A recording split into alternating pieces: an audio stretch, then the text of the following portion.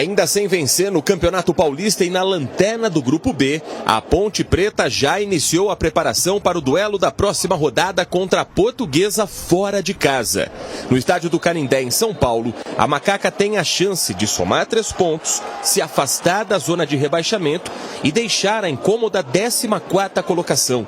Hoje, a equipe de Campinas é o primeiro time fora da zona de rebaixamento pelo critério de gols marcados. Uma dificuldade muito grande, o campeonato é difícil como é o Campeonato Paulista.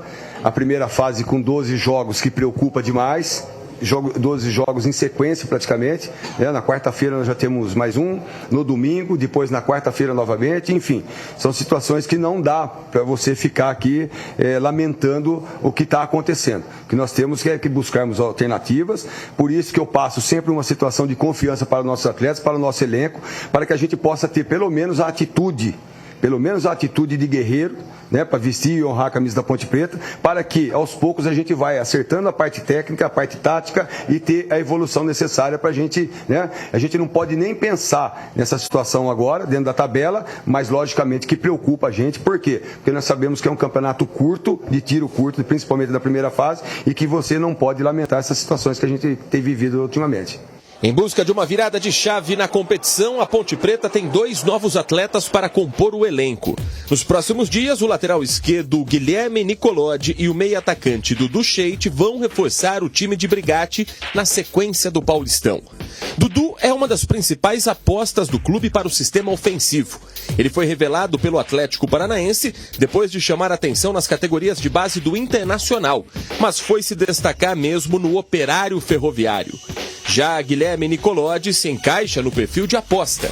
O jogador passou pela base do Inter em Porto Alegre, assim como Dudu, mas vai receber a primeira grande oportunidade da carreira após atuar por Cascavel, Itabaiana de Sergipe, Boca Júnior do Sergipe e Sapucaiense do Rio Grande do Sul.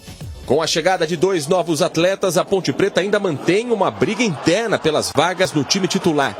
Até o momento foram 3 jogos e 3 escalações diferentes. Na última rodada, a escolha do esquema 4-2-3-1 não convenceu o técnico pontepretano por conta da recomposição com Dodô e Renato.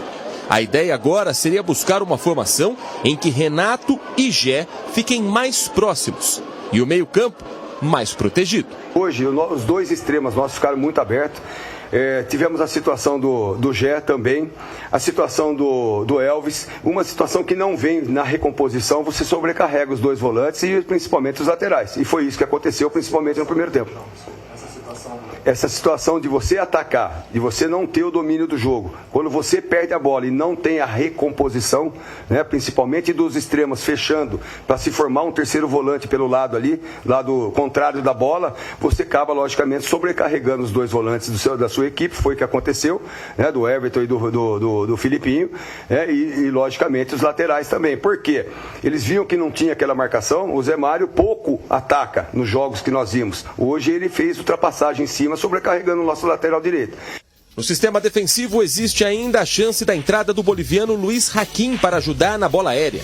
A zaga continua sendo exposta e o goleiro Pedro Rocha vem sendo muito exigido durante as partidas. O início está sendo muito complicado, início do Campeonato Paulista. A gente já tinha essa ideia em relação às dificuldades que a gente iria enfrentar, principalmente no início do campeonato. A gente precisa de calma, a gente precisa ter tranquilidade nesse momento, cabeça fria, para a gente poder passar uma confiança para o nosso elenco. A gente sabe que é difícil, é complicado, a cobrança é muito grande, a gente entende a cobrança também, né? Principalmente aqui na Ponte Preta, principalmente em Campinas, mas não tem outra alternativa, não tem outra saída.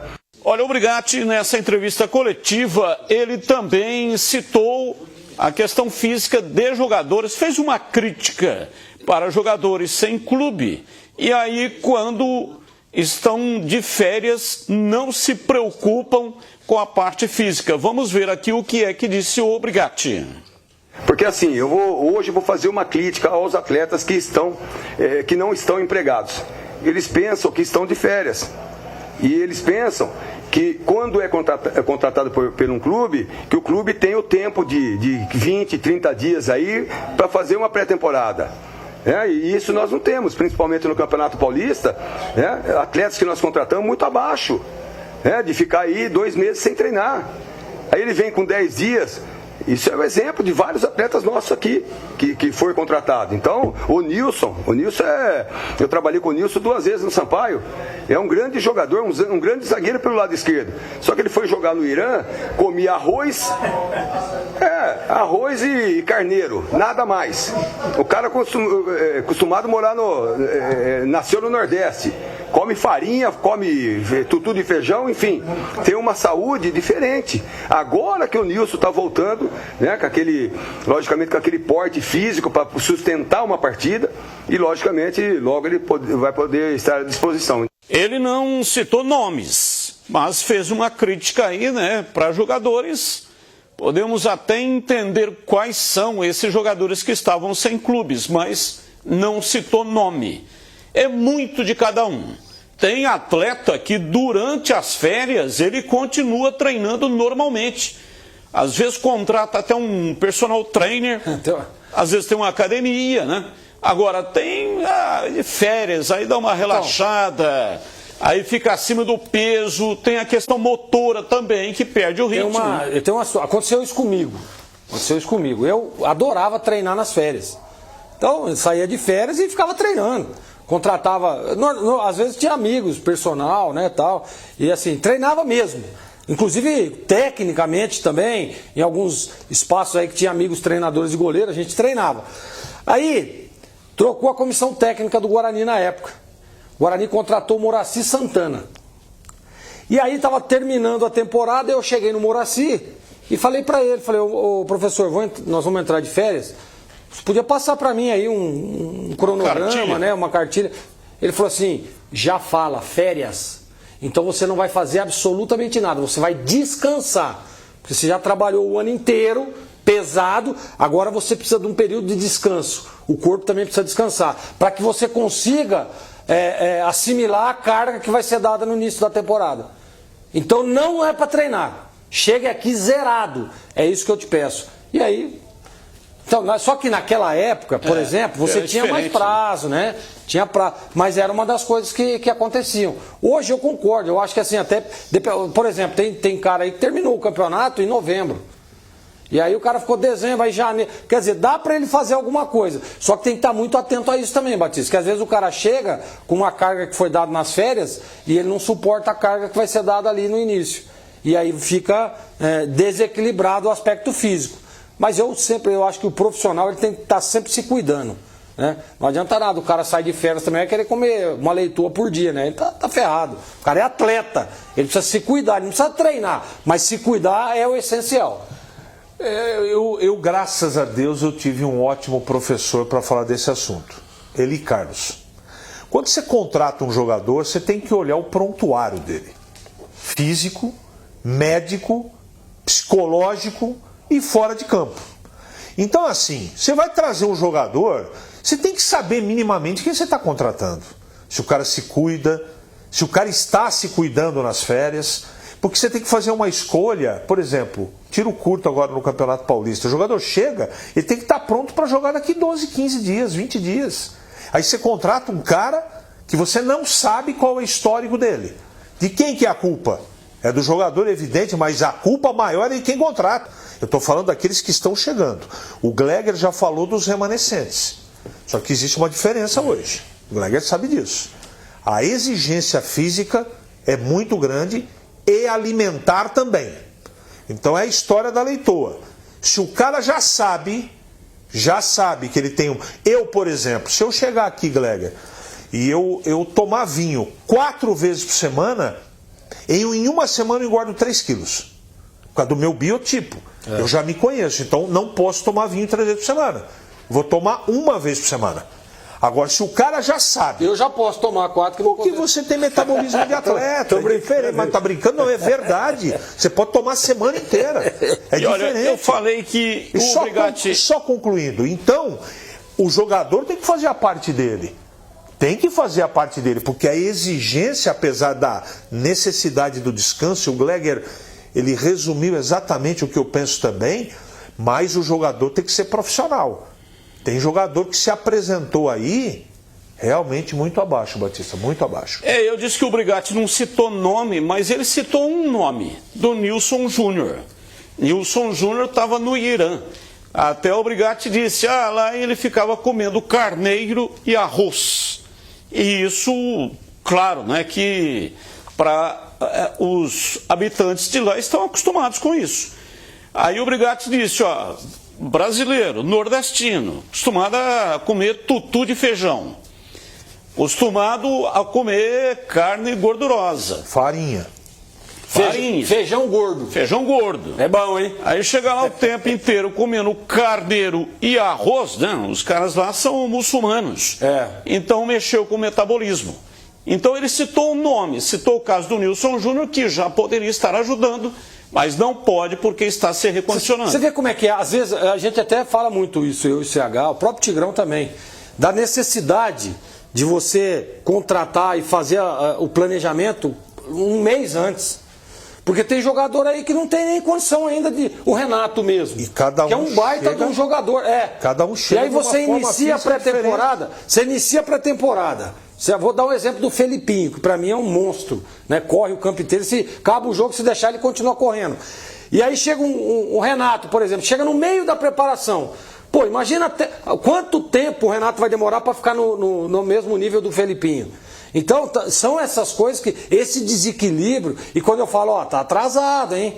Já tem que começar a contratar, já tem que começar a treinar. É justamente por isso. E quando a gente fala aqui que o trabalho está no começo, só falta os caras lançarem uma faca no peito da gente. O Brigatti não faz milagre não, gente. Está no começo mesmo. Os caras não aguentam correr, como diria aquele. Não aguentam. E a exigência, todo mundo que assiste Ponte Guarani, Guarani Ponte, e assiste minimamente um pouquinho de futebol, sabe a intensidade do jogo praticado hoje, gente. Se não tiver... Joga. Não joga. Consegue jogar, Gleger? E só um detalhezinho importante, hein? O preparador físico da Ponte é um cara competente. Ele é um cara... É o Thiago Vegetti. É um cara extremamente competente. Mas não faz milagre, né, exatamente. Eu estou dizendo isso porque eu trabalhei com ele. Não faz milagre. Eu conheço o Thiago Vegetti, que é um baita de um profissional, mas é isso que o CH está falando. Não faz milagre. Você imagina o cara, percentual, tem que jogar com percentual de 9% de gordura. O cara chega com 15%, e aí, amigão? Você tem que treinar o cara e fazer ele perder. Então dá uma olhada na diferença. Você é meu personal. Eu treino pra caramba, chego em casa, não pode comer massa. Vou lá como lasanha todo dia, meu irmão. Não tem jeito, cara. Olha, o Brigatti está tentando aí, né, encontrar o esquema tático ideal.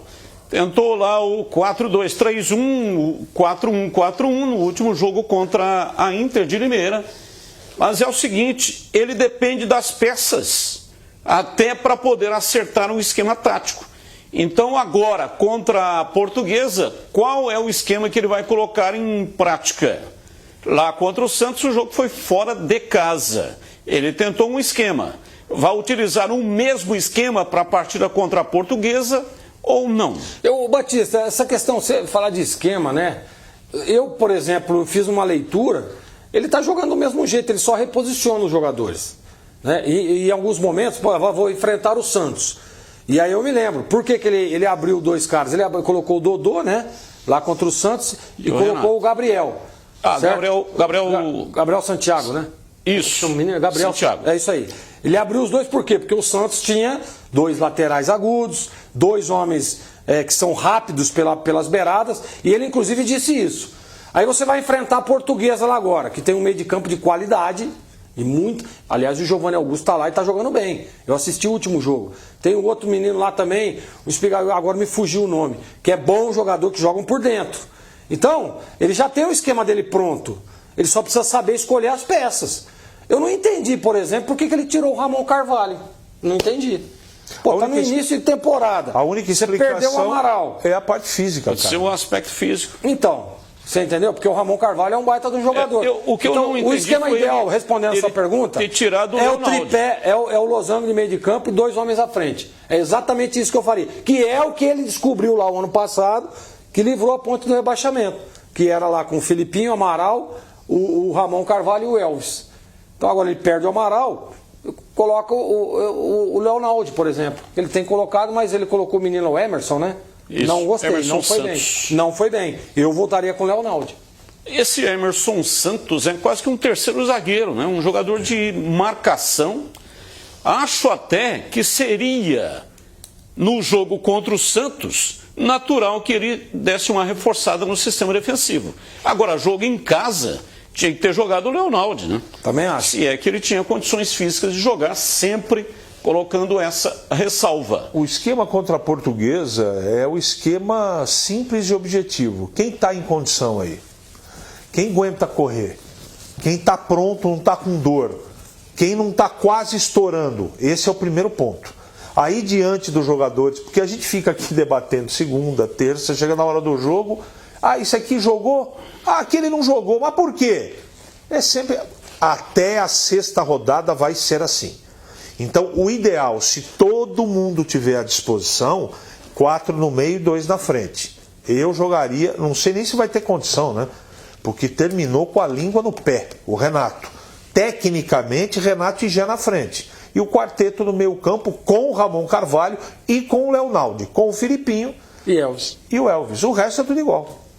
Eu, se fosse técnico de futebol, tenho muito respeito pelo João Brigatti, mas eu não colocaria o menino da base para estrear, fazer o primeiro jogo em casa.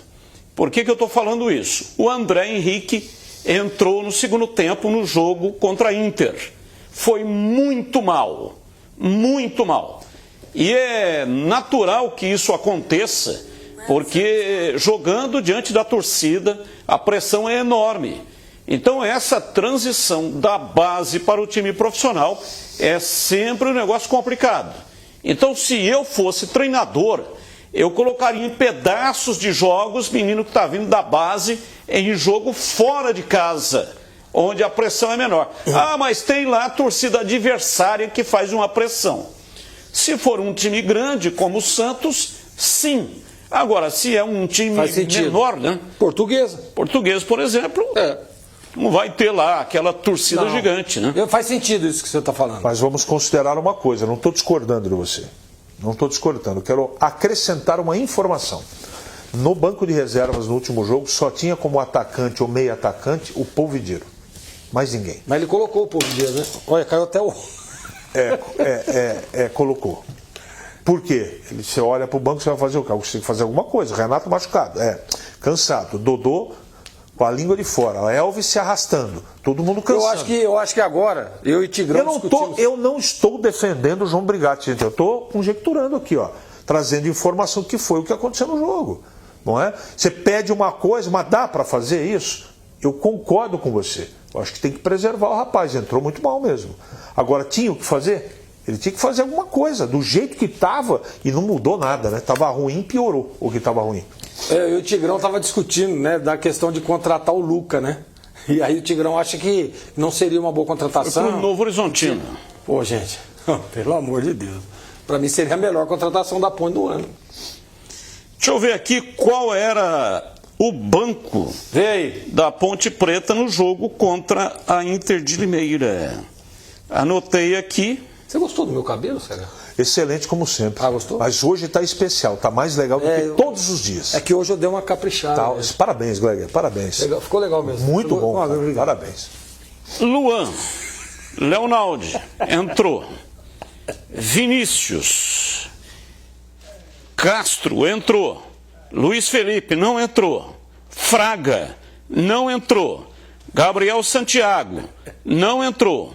Ramon Carvalho, entrou. João Gabriel, lateral direito, não entrou. André Henrique, entrou. Polvidiero, entrou. Luiz Aquim, não entrou. Então ele tinha... Quantos atacantes? Ele tinha Gabriel Santiago. Gabriel Santiago é meia.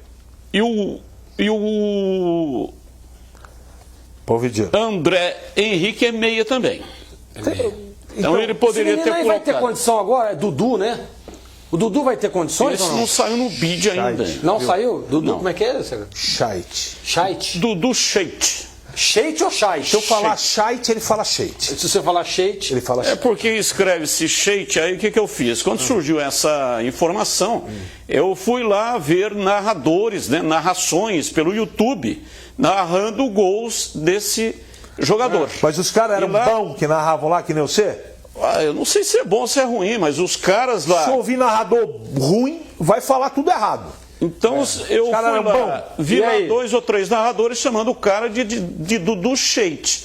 Aí se lá ele chamava o cara de Sheit, por que eu vou chamar de Sheit? Não, eu não ouvi ninguém. Então, Agora, Sheit. o melhor momento... Sheit. Como é que é? Sheit. Sheit. Já A concordei. melhor coisa que tem que fazer é perguntar pro cara, ô, como é que é o seu nome? Como é que pronuncia Não, mas o seu nome? vamos fazer o seguinte. Por enquanto a gente não descobrir, vamos ser Dudu. É, Dudu, Ele porque tem não tem outro condições ou Dudu. É Não Dudu. saiu no bid ainda. Mas ele pode sair hoje. Pode sair hoje. Pode sair hoje, então... Tá vendo, Samuca? E esse cara é como bom minha vida não jogador, fácil? hein? Esse menino é bom jogador. E só mais uma nota para encerrar. A Ponte começou a desmontar o placar eletrônico do estádio Moisés Lucarelli. E vai colocar um novo painel de LED lá, de 15 por 4 metros. É um painel realmente gigante de LED. E a inauguração está prevista para o dia 10 de fevereiro. Dia 10, a Ponte enfrenta o São Paulo no Majestoso. É um sábado, partida marcada para as 18 horas. Então lá, se tudo correr bem, não tiver nenhum problema, aí o painel será inaugurado. É uma empresa que já começou a fazer a desmontagem do painel que está lá, e no lugar entre as torres vai ser colocado 15 por 4 de LED, vai poder inclusive passar imagens.